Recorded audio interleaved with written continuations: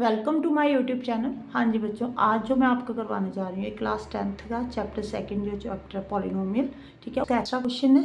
हाँ जी बेटे, क्वेश्चन क्या है, यहाँ पे आपको एक पॉलिनोमियल दिया हुआ है, ये क्वाड्रेटिक इक्वेशन है, ठीक है जी। A is non zero real number, मतलब ए जीरो नहीं है, ठीक है जी। 1 zero of the P X is 3 times the other zero. उन्होंने बोला इसकी 2 जीरोस होंगे, ये तो आपको मालूम है। जो एक जीरो है ना, वो दूसरी जीरो की 3 टाइम्स है, ठीक है। तो आपने एक तो ए की वैल्यू फाइंड करनी है, सेकंड शेप बतानी है, ग्राफ की जो शेप है वो कैसी होगी, ठीक है जी। ये थोड़ा सा, ये तो मुझे लगता है कि आपने ए की वैल्यू तो ईजिली फाइंड कर लोगे, ये इसमें थोड़ी सी कन्फ्यूज़न होती है कि शेप कैसी होगी, ठीक है बच्चों। अब देखो, आपको जो पी एक्स दिया हुआ वो क्या है, A X square minus 8x plus 3, ठीक है जी। आप अब यहाँ पे जीरोस तो गिवन नहीं है, तो आप लेफ्ट अल्फा एंड बीटा इसके जीरोस हैं, ठीक है जी। आप मान लो कि अल्फा और बीटा जो है वो दोनों क्या है, इसके जीरोस हैं।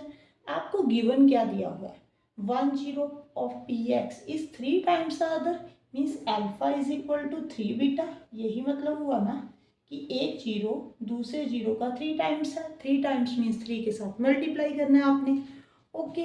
अब देखो यहाँ पे, अगर आप इसका सम फाइंड करते हो तो सम जो आएगा बेटे वो माइनस बी बाई ए आएगा।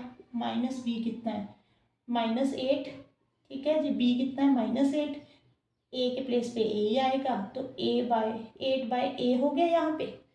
अब अल्फा किसके इक्वल है, 3 बीटा के, तो 3 beta plus beta is equal to 8 by A, ठीक है जी।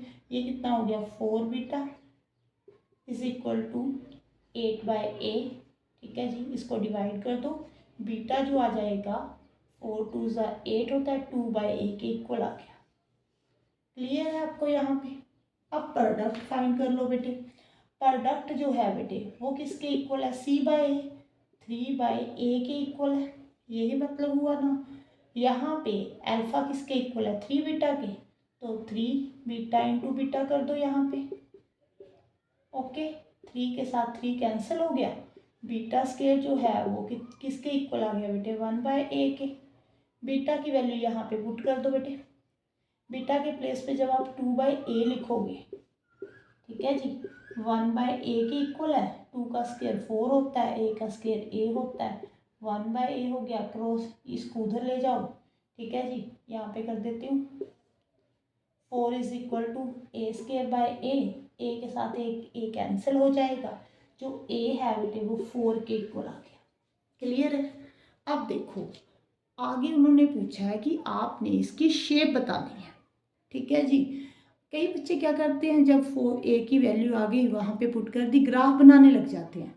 बेटे आपने ग्राफ नहीं बनाना इसका, उन्होंने ओनली शेप पूछी है। देखो ये तो आपको मालूम है, जब भी क्वाड्रेटिक पॉलिनोमियल हो तो उसकी जो शेप है वो पैराबोला की शेप होती है, ठीक है जी। अब ये कैसे पता लगेगा आपको कि अपवर्ड है या डाउनवर्ड है, उसके लिए मैं आपको बताती हूँ बेटे। यहाँ से मैं अरेज करती हूँ इसको, एक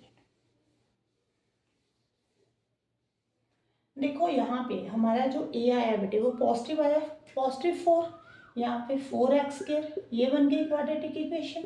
अगर ए की वैल्यू पॉजिटिव हो, ठीक है जी, और आप ऐसे भी बोल सकते हो जो ए है वो ग्रेटर देन 0 हो, तो जो हमारा क्वाड्रेटिक इक्वेशन का जो ग्राफ बनता है वो कैसे बनता है बेटे, अपवर्ड या ओपन पैराबोला ऐसे बनता है, ठीक है जी। अगर लेस होती यही वैल्यू 0 से, नेगेटिव में होती, ठीक है जी, तो आपका जो ग्राफ बनना था वो डाउनवर्ड बनना था, नीचे की तरफ बनना था, ठीक है। जब ना कोरोना के टाइम पे ये वाला क्वेश्चन एमसीक्यू में बहुत इंपॉर्टेंट क्वेश्चन था, क्योंकि उस टाइम बहुत ज़्यादा आता था कि जब अपवर्ड शेप होगी तो ए की वैल्यू क्या होगी, जब डाउनवर्ड शेप होगी तो ए की वैल्यू क्या होगी, ठीक है जी।